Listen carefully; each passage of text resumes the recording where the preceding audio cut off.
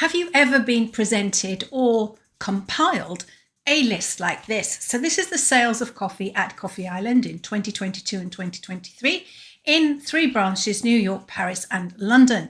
And I need to analyze this. Now there are several ways I can do this. One of them being using an automatic table, another being using pivot tables.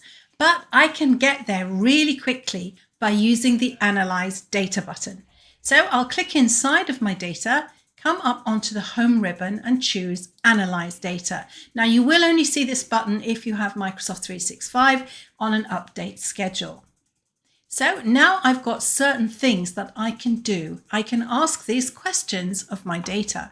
So for example, I can see the total profit by product name and location. And that's quite a nifty thing to be able to see. How much profit am I making?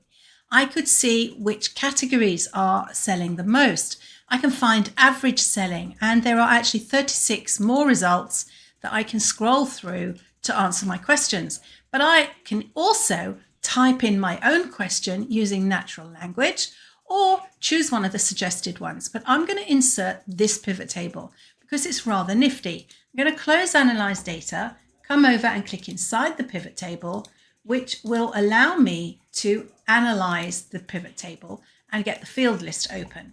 So what happens now is I can see which of the headings, which the fields are selected, and I can see that it's put the product name first. So I've got the product name and then the sales of each product underneath with a subtotal. So what I'm actually going to do is move the product name across.